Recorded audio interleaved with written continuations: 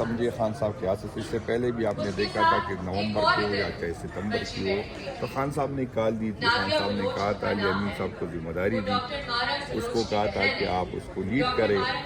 چاہے لاہور کی بات تھی تو بھی خان صاحب نے کہا تھا. تو جیسی قیادت کی گئی انشاءاللہ جو صوبائی صدر ہماری تنظیم بھی تیار ہے, ہماری صوبائی حکومت بھی تیار ہے, ایک پیج پہ ہے انشاءاللہ تعالیٰ جو بھی حکم ملے گا انشاءاللہ. صحیح کہہ رہا ہے کہ اگر اس کی فیملی بیٹی ہے تو بیٹا چاہیے تو, لیکن یہ آپ مہربانی کر کے کبھی یہ بھی دیکھیں کہ M P as M N S پہ قیادت پہ کتنی فائریں ہوتی ہے, M P as M N S کہاں پر ہوتے. کبھی کسی نے یہ کوشش کی ہے کہ جا کے دیکھے کہ کتنے ایم این ایس کے, میں آپ کو بتا دوں کہ پارلیمنٹ میں جو جتنا شاید یہاں پر پارلیمنٹ میں بیٹھنا ایک گالی بن گئی ہے. تو آپ کو میں یہ بتا دوں کہ جو پارلیمنٹ میں جتنے لوگ بیٹھے اس کی اپنی بھی ہے, ہر بندے پہ 30-40 50 سال تک کی فائر ہے. اس ایم پی ایز ایم این ایس نے یہی بھی بھگتنا ہوتا ہے. اس ایم پی ایز ایم این ایس نے جو لوگ کہتے ہیں کال دے دے, جو کال دینے والے پھر نہیں ہوتے. اس ایم پی ایز ایم این ایس نے جو ہمارے نومبر میں 5000 لوگوں پہ ایف آئی آر ہے, میں صرف ٹی پی کی بات کر رہا ہوں, 2000 لوگوں میں ستمبر پہ ایف آئی آر ہے, جو 7 سے لے کر 11 تک ایک MPAs M N S ایک ورکر پہ ہے. تو یہ سارا بھی MPAs M N S میں جو ہے بھگتنا ہوتا ہے. یہ اپنی جو مشکل آپ دیکھیں, کئی ایم این ایس پنجاب والے خاص کر وہ اپنے حلقوں میں نہیں کر سکتے. اس کی بزنس ہے بنی, کسی نے آج تک نہیں پوچھا اس ایم این ایس سے کہ بھائی جان آپ کی بزنس بن ہے, آپ کی زمینوں پہ قبضہ کیا گیا, آپ کی کاروبار پہ کیا کرنا ہے, آپ کا کیا مسئلہ ہے. ضروری تو نہیں کہ یار MP M N S جو یار پتی ہے تو پتی ہے. پی ٹی آئی میں آپ اس کو یا خوش قسمتی سمجھ لیں یا بدقسمتی سمجھ لیں, لیکن اکثریت جو ہے وہ لوور مڈل کلاس کے لوگوں کی ہے. اس میں تو اتنے سرمایہ دار اور جاگیردار نہیں ہے جس طرح اس کی بھی ریسورسز اتنے محدود ہوتے ہیں. لیکن یہ سارا بھی جب مشکلات پڑتے ہیں ورکر پہ تو اسی قیادت میں بھگتنا ہوتا ہے, اسی نے ہوتا ہے. تو یہ نہیں ہے, کافی لوگ ہوتے بھی ہے ہر دفعہ, لیکن ضروری تو نہیں کہ ہر دفعہ یہ لوگ اسلام آباد میں ہوں.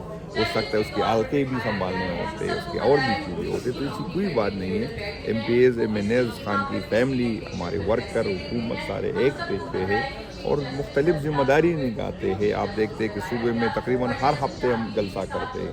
یہی M P as M N S ہے جو لوگوں کو لے کے آتے. پنجاب کی طرف تو یہ تو قیادت نے اگر فیصلہ کرنا ہوگا, باقی میں جو صوبائی صدر تو پنجاب سے نہیں آ سکتا, وہ تو مجھے اگر حکم ملے گا تو آ جائے گا.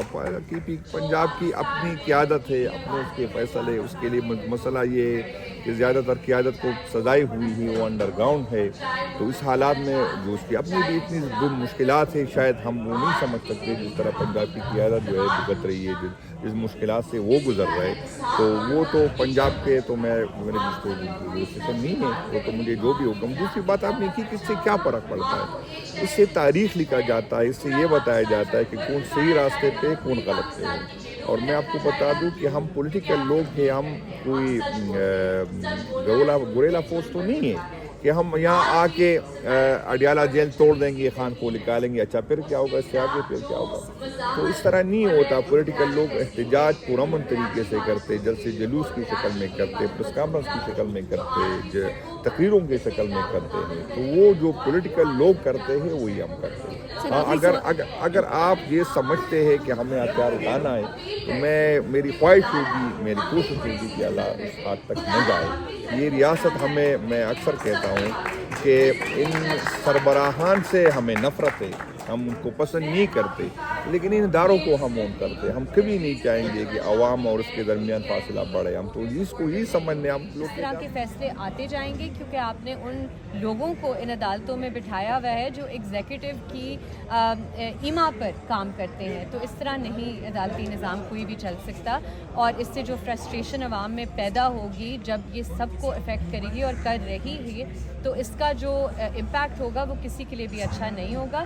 دوسری بات جو آپ نے کی کہ اس کانفرنس کے حوالے سے دیکھیں, کانفرنس ایک سٹارٹنگ پوائنٹ ہوتی ہے ڈائیلاگ کے لیے, انگیجمنٹ کے لیے, لیکن جو ہمیں ریزسٹنس کی ضرورت ہے وہ سڑکوں کی ریزسٹنس ہے. ہمیں ضرورت ہے مزاحمت کی جو ہم سڑکوں پر کرتے ہوئے آئیں.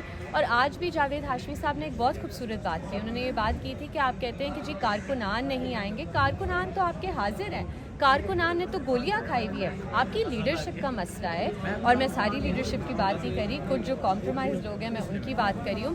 جب تک وہ ایک کنفیوز لائن لیں گے, وہ لوگوں کو گمراہ کریں گے, تو نہ پی ٹی آئی کے لیے کوئی ریلیف ہو سکتی ہے نہ عوام کے لیے. بالکل کر سکتے ہیں, اور میری تو تمام سیاسی جماعتوں کو یہی میری ایک ناقص تجویز ہے کہ آپ سیاستدان ایک دوسرے کے ساتھ بیٹھ کر مذاکرات کریں, ایک دوسرے کے ساتھ مساق جمہوریت ایک نیا بنائیں, کچھ ریڈ لائنز فریم کریں, کچھ بیسک اصولوں کے لیے اکٹھے ہو جائیں. ہمارے لاکھ اختلاف ہیں پی ٹی آئی کے ساتھ, پاکستان مسلم لیگ نون کے ساتھ, پی پی پی کے ساتھ, تمام جماعتوں کے ساتھ, لیکن ان میں ہمارے کچھ کامن گراؤنڈ بھی ہے. ان تمام سیاسی جماعتوں کا کہیں نہ کہیں کامن گراؤنڈ ہے, سویلین سپریمیسی پر ہونا چاہیے, جبری گمشدگیوں کے حوالے سے ہونا چاہیے, شیپنگ آف اکنامک اور فارن پالیسی پر ہونا چاہیے. تو یہ وہ گراؤنڈ ہے جو آپ کو سرنڈر نہیں کرنا چاہیے. اور جب آپ کسی تیسری قوت سے بات کرتے ہیں جس کا کوئی اختیار نہیں ہے بات کرنے کا سیاست پر, تو پھر آپ انیبل کرتے ہیں. آپ کہتے ہیں کہ ٹھیک ہے, آج ہم آپ کے ساتھ مل کر عمران خان کو چپیڑے ماریں گے, کل آپ مل کر ہمیں مارنا. یہ کس طرح کی سیاست ہے؟ لیکن ایک جانب عمران خان صاحب کہتے ہیں کہ میں اسٹیبلشمنٹ کے خلاف ہوں, دوسری جانب وہ مذاکرات کہتے ہیں کہ میں اگر کروں گا تو وہ اسٹیبلشمنٹ سے کروں گا. تو آپ کیا سمجھتے ہیں یہ اس طریقے سے جو ہے وہ لوگ سڑکوں پہ نکل سکیں گے, اس تذبذب کا شکار نہیں رہیں گے؟ بالکل نہیں, بالکل نہیں. اور یہی میں نے پہلے بات کی تھی کہ آپ لوگوں کو گمراہ نہ کریں, آپ ایک تیسری قوت کو لیجٹمیسی نہ دیں جو ان کے پاس نہیں ہے. ان کا عوام سے کوئی تعلق نہیں ہے, ٹھیک ہے, عوام کا مینڈیٹ سیاسی جماعتوں کو دیا جاتا ہے. تو عمران خان صاحب کو بھی باقی جو سیاسی جماعتیں ان سب کو ایک ساتھ بیٹھنا ہوگا, یہی حل ہے. اگر یہ ہر روز باری باری, آج میری باری آج تمہاری باری کریں گے تو عوام, اور یہی مسئلہ ہے کہ جو آپ کی بلک آف لیڈرشپ ہے وہ اشرافیہ سے ہے. تو اشرافیہ کو تو کوئی کنیکشن ہی نہیں ہے کہ جو ریڈی بان کا مسئلہ ہے وہ کیا ہے, وہ جو غریب مزدور ہے اس کا مسئلہ کیا ہے. تو جب تک آپ اس لیول پر جا کر ان لوگوں سے کنیکٹ نہیں کرتے, ان لوگوں کے مسائل کو آگے نہیں لاتے اور اسے اپنے مینیفیسٹو کے طور پر لے کر آگے نہیں چلتے, تو تیسری قوت مزید مضبوط ہوتی جائے گی. اس میں یہ بات کرنے کی ضرورت ہے کہ جو میڈیا پر ایک جھوٹا بیانیہ چلایا جا رہا ہے کہ ڈگری جعلی, جسٹس طارق. اچھا, 16 اکتوبر 2025 کو ہمارے لاسٹ آرگومنٹ ہو گئے تھے, جو کہ ڈیفینس کونسل ہم لوگوں نے, سلمان صفدر صاحب اور جو ادر ہمارے وکلا تھے وہ سب نے اپنے آرگومنٹس کر دیے تھے. آرگومنٹس کے بعد جو پروسیکیوشن سائڈ تھی انہوں نے ریبٹل کا ٹائم مانگا تھا. ریبٹل کے لیے 16 اکتوبر کے بعد 29 اکتوبر کی ڈیٹ دی, پھر اس طرح کرتے کرتے 20 دسمبر کی ڈیٹ دی. 20 دسمبر کو, کل رات کو 19 یعنی لاسٹ نائٹ 19 دسمبر کو ہمیں انفارم کر دیا گیا کہ کل اڈیالہ جیل میں ہیرنگ ہوگی. جو ہم لوگوں کے کنسیپٹ میں تھا کہ آج فائنل سزا تو نہیں ہوگی یا کنکلوڈ تو ابھی ہوا نہیں ہے, ریبٹل ہوگا, اس کے بعد ریبٹل کے بعد میں فیصلہ سنایا جاتا ہے. بٹ آج صبح یہاں یہ ہوا کہ صبح 8:30 بجے ہی وہ جج صاحب اڈیالہ جیل چلے گئے, اور ابھی وکلا بھی نہیں آئے ہوئے تھے, فیملی بھی نہیں آئی تھی. ایون کہ اندر کی اگر ہم بات بتائیں, مزے کی بات یہ ہے کہ جو ایکیوز عمران خان صاحب اور بشرا بی بی, ان کو بھی عدالت میں پیش نہیں کیا گیا. اور ساتھ ہی جج صاحب گئے ہیں تو بس خالی عدالت میں مجھے آئی تھنک کہ انہوں نے اپنے عملے کے سامنے اور خالی عدالت میں اناؤنس کر دیا کہ انہیں 10 سال علیحدہ اور 7 سال علیحدہ, ٹوٹل ملا کے 17 سال اور کچھ فائن انہوں نے اناؤنس کر دیا تھا. پھر جب وکلا گئے, سلمان صفدر سے جسٹ 2 وکلا کو ہمارے اجازت دی گئی, ایک سلمان صفدر صاحب کو اور ایک ارشد تبریز صاحب کو. وہ اندر گئے ہیں اور انہوں نے جب خان صاحب تب آئے ہیں تو خان صاحب نے کہا کیا ہوا, تو خان صاحب حیرانگی سے پوچھ رہے تھے. انہوں نے کہا کہ جی آپ کو تو سزا ہو گئی ہے. تو خان صاحب مسکرائے, کیونکہ ہمیشہ ہی خان صاحب کی یہ عادت رہی ہے, میں نے کئی سزاؤں میں دیکھے ہیں, تو خان صاحب کا ایک کہکا ہوتا ہے کہ مجھے پہلے ہی پتا تھا اس میں کون سی نئی بات ہے.